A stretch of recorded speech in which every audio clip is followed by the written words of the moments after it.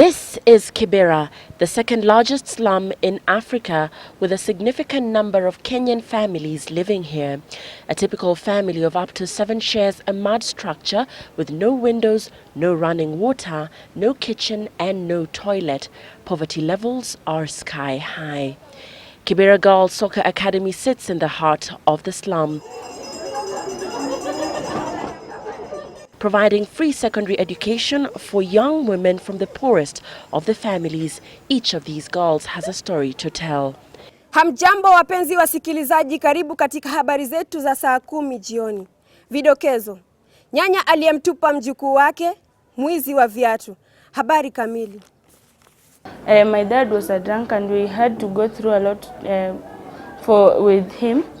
He used to beat my mom up, and they used to send us out, so we spent a lot of time in the cold, and when we were going to school we just doze off in classes, and also sometimes we used to sleep hungry because he used to use a lot of money in drinking rather than giving my mom for the basic needs.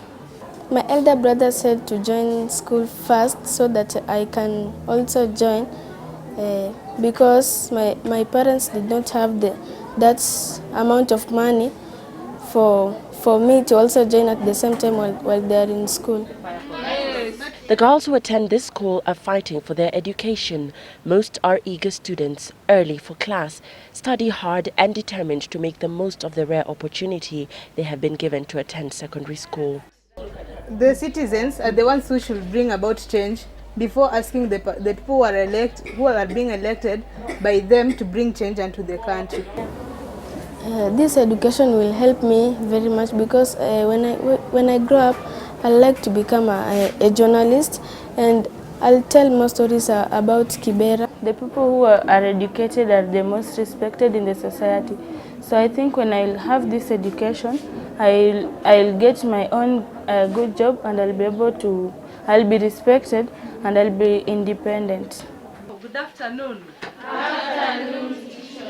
We meet the principal of the school, a lady who serves as a mother figure, mentor and teacher to these young ladies. I'll have a lot of difficulties getting the kawaida pads. My guardian is not always at home. So even my mom, when sometimes I call her, she does not have money. So I just have to use the washable pads. As girls, sometimes they have personal issues. Like maybe they just have periods they are not free to discuss with a male principal. Or I have cramps, I need to go home, maybe get some pads, or maybe I just need some pads. So while I'm there, I think they are freer to discuss female issues with me. So they just come with any issue, many different issues. Yeah, even of sexual molestation at home. I can't mention names, but they come with all sorts of problems to me, and I try to solve them as a mother. She says for many families in Kibera, there is still a tradition that favors the boy child over the girl child, particularly when it comes to secondary education. Kibera has a high level of poverty. The parents are not able to pay for the girl child. The girl child is looked down upon. They prefer taking the boy child for maybe secondary education, while the girl child is just left maybe at home to clean, do house chores, and later on maybe she gets married off like that.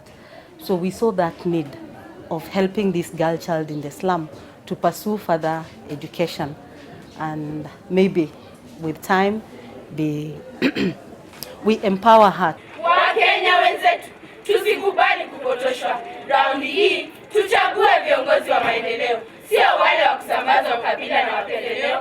The school relies on donations from well-wishers and today has at least 10 volunteer teachers and 130 students. The institution hopes to convert into a boarding school to keep the students in an environment that is conducive for study. The rooms in the slums are very small, and most parents maybe can just afford that one room. And maybe that household maybe holds over 10 people. So it becomes very hard for our students to study from home, because once they leave school maybe at around 5 or 6, reaching home they have to go fetch water. We don't have taps in the house, so they have to go look for water, look for vegetable. Probably the guardian is a drunkard, comes home, makes noise, beats them up. Some are even sexually abused. The neighbors are also drunk. You have to finish the house course first, You have to wash again your uniform, teach your younger siblings homework, all that work, and you find time when you find the time to study is not enough, so you have to just go and sleep and you'll wake up in the morning. Now it's when you come to school. Kibera Girls Soccer Academy was initially started as a way to get teenage girls off the alleys of Kibera slums and engage them in productive activities. But soccer wasn't enough. Education was therefore incorporated as a way of making lasting change in the lives of the girls. And today, the students at this school have a better chance of achieving their goals and soaring both on the pitch and in the classroom. So I feel with education, our strengths are able to come out and we are able to do more for the society. Because I believe the society depends mostly on the woman. Without the woman, I don't know what kind of society would be there. So I'm for the woman empowerment.